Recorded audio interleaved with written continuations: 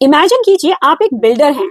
आपने एक बड़ी XYZ कंपनी के साथ 5 करोड़ का सीमेंट सप्लाई करने का कॉन्ट्रैक्ट साइन किया है, जिसके लिए आपने उनके ऑफिस जाकर उनके MD के साथ पेपर वर्क किया, सिग्नेचर्स लिए और डिलीवरी शुरू कर दी। लेकिन जब पेमेंट की बात आई तो कंपनी के लॉयर्स ये कहते हैं कि सर हम पैसे नहीं देंगे। क्यों? क्योंकि हमारे AOA यानी कि आर्टिकल्स ऑफ एसोसिएशन के मुताबिक इस कंपनी के MD को ये कॉन्ट्रैक्ट साइन करने से पहले बोर्ड ऑफ डायरेक्टर्स की एक मीटिंग को बुला के एक स्पेशल रेजोल्यूशन पास करना चाहिए था, जो उन्होंने नहीं किया। इसलिए ये कॉन्ट्रैक्ट इलीगल है। Oh man, now you are stuck. अब आप फंस चुके हैं। अब आपको ये कैसे पता चलता कि कंपनी के क्लोज बोर्डरूम के अंदर क्या चल रहा है? क्या आप उनके इंटरनल मीटिंग्स में स्पाई करते? अब ऐसी सिचुएशन से बचने के लिए आप क्या कर सकते थे? जाहिर सी बात है आपके मन में ये सवाल आएंगे ही, और आपके इन्हीं सवालों का जवाब छुपा है एक 170 इयर्स पुराने लैंडमार्क केस में। और इस केस का नाम है रॉयल ब्रिटिश बैंक वर्सेस तरक्वान 1856।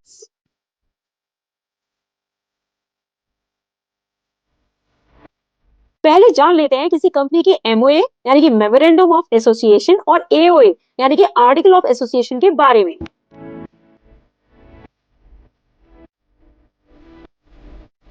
किसी भी कंपनी को इनकॉर्पोरेट करने के लिए MOA और AOA ये दो बहुत ही इंपॉर्टेंट लीगल डॉक्यूमेंट्स होते हैं। एक MOA किसी कंपनी का कॉन्स्टिट्यूशन या चार्टर होता है।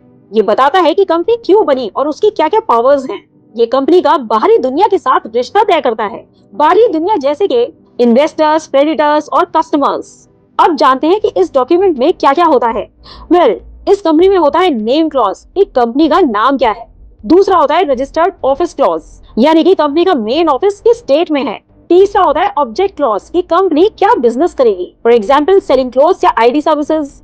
इस क्लॉज के बाहर आकर कंपनी काम नहीं कर सकती। जो इस क्लॉज ने एक बार लिख दिया, बस कंपनी वही काम करेगी। चौथा होता है लायबिलिटी क्लॉज, जो कि ये बताता है कि मेंबर्स की लायबिलिटी कितनी होगी, कंपनी लिमिटेड होगी या अनलिमिटेड होगी। और पांचवा होता है कैपिटल क्लॉज, जो ये बताएगा कि कंपनी टोटल कितना कैपिटल रेज कर सकती है। अब बारी है AOA यानी कि आर्टिकल ऑफ एसोसिएशन की। इस डॉक्यूमेंट को हम कंपनी की रूल बुक भी कहते हैं। अगर MOA कंपनी का कॉन्स्टिट्यूशन है तो AOA कंपनी की इंटरनल रूल बुक है। ये डॉक्यूमेंट बेसिकली कंपनी के इंटरनल मैनेजमेंट को लेके रूल्स एंड रेगुलेशंस के बारे में होता है। ये बताता है कि कंपनी के अंदर का काम कैसे चलेगा, कौन डिसीजन लेगा, मीटिंग्स कैसे कैसे होंगी, एटसेट्रा एटसेट्रा। अब जानते हैं कि इस डॉक्यूमेंट के अंदर क्या क्या होता है। इस डॉक्यूमेंट में होता है डायरेक्टर्स को अपॉइंट करने का प्रोसीजर, शेयर होल्डर्स की मीटिंग्स कब और कैसे होंगी, वोटिंग राइट्स क्या क्या होंगे, शेयर्स ट्रांसफर करने के क्या क्या रूल्स होंगे। ये सब कुछ होता है इस डॉक्यूमेंट AOA में। अगर सिंपल भाषा में बात करें तो MOA ये बताता है कि टारगेट क्या है, जैसे कि गोल्स और स्कोप, और AOA ये बताता है कि खेलना कैसे है, यानी कि इंटरनल रूल्स जिनको फॉलो किया जाना होता है। अगर MOA किसी घर के बाहर की बाउंड्री है तो AOA उस घर में अंदर रहने के रूल्स हैं। तो ये होते हैं किसी भी कंपनी के इम्पोर्टेंट लीगल डॉक्यूमेंट्स। तो आइए अब बढ़ते हैं आगे, इस केस को अच्छे से जानते हैं। वेलकम व्यूअर्स, लैंडमार्क केसेस की सीरीज में आपका एक बार फिर से स्वागत है। और आज हम बात करेंगे इसी केस की, और साथ में बात करेंगे डॉक्ट्रिन ऑफ इंडोर मैनेजमेंट की। इस केस को बेहतर समझने के लिए चलिए चलते हैं फ्लैशबैक में।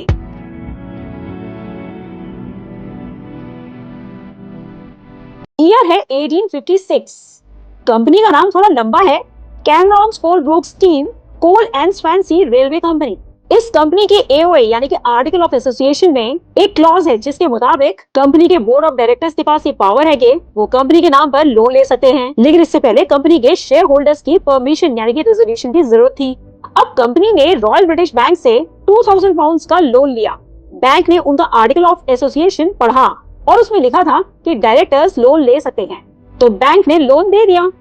ट्विस्ट तब आया जब कंपनी डूब गई और लिक्विडेटर अपॉइंट किया गया जिसका नाम था मिस्टर टर्कवान।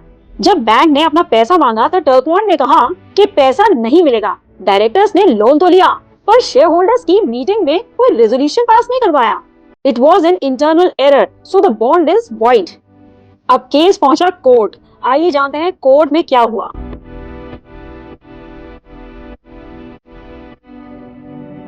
कोर्ट ने पूछा कि क्या एक आउटसाइडर जो यहाँ पर एक बैंक है, क्या उसकी ये चेक करने की जिम्मेदारी है कि मीटिंग के अंदर क्या हुआ क्या नहीं।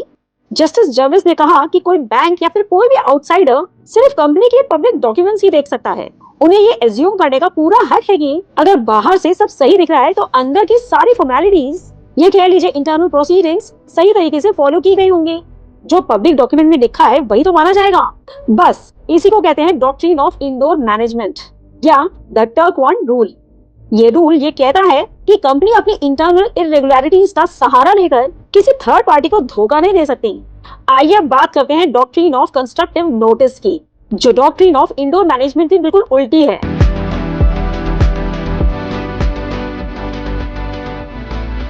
डॉक्ट्रिन ऑफ कंस्ट्रक्टिव नोटिस, जो जैसा कि मैंने अभी बताया डॉक्ट्रिन ऑफ इंडोर मैनेजमेंट की बिल्कुल उल्टी है, यानी ये कंपनी के डिफेंस में यूज की जाती है। ये कंपनी को प्रोटेक्ट करती है आउटसाइडर्स से। इस डॉक्ट्रिन के मुताबिक ये एज्यूम किया जाता है कि हर आउटसाइडर कंपनी का एमओए और एओए पढ़ता ही है। एमओए का मतलब मेमोरेंडम ऑफ एसोसिएशन और एओए का मतलब आर्टिकल ऑफ एसोसिएशन। पता है, इस डॉक्ट्रिन को कंपनी का बॉडीगार्ड भी माना जाता है। वही doctrine of indoor management protect करती है आउटसाइडर को कंपनी के धोखाधड़ी से। ये डॉक्ट्रिन ऑफ कंस्ट्रक्टिव नोटिस की एक्सेप्शन है और इसे आउटसाइडर का कवच माना जाता है।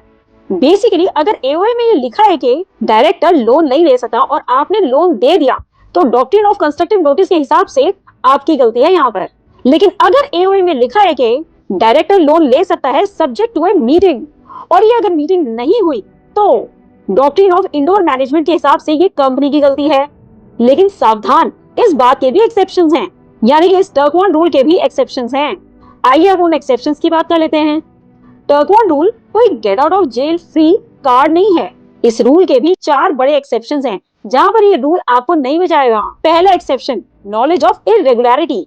अगर आपको ये पहले से ही पता था कि कोई रेजोल्यूशन पास हुआ ही नहीं है, यानी कि अगर आपको इस कंपनी की गड़बड़ी का कुछ पता था फिर भी आपने उस कंपनी के साथ डील कर ली, तो आप इनोसेंट नहीं माने जाएंगे।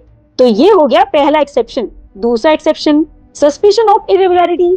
अगर ट्रांजैक्शन इतना अजीब है कि किसी को भी डाउट हो जाए और बावजूद इसके आपने कोई इंक्वायरी नहीं करी, फॉर एग्जाम्पल कोई डायरेक्टर कंपनी की प्रॉपर्टी अपने नाम कर रहा है और ये चीज काफी डाउटफुल है, फिर भी आप उसके साथ डील कर लेते हैं, तो यहाँ भी आप इनोसेंट नहीं माने जाएंगे। तो ये हो गया दूसरा एक्सेप्शन।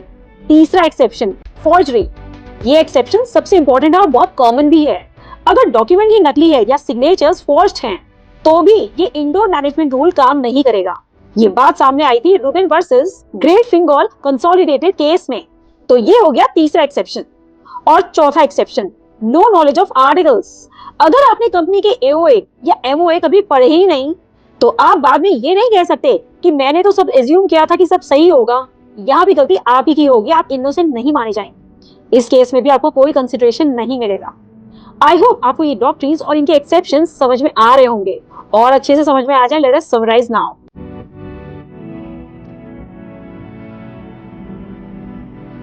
तो समरी ये है कि बिजनेस वर्ल्ड में ट्रस्ट जरूरी है। अगर हर आउटसाइडर को हर कंपनी की इंटरनल मीटिंग्स चेक करनी पड़ी, तो ट्रेड या बिजनेस तो रुक ही जाएगा।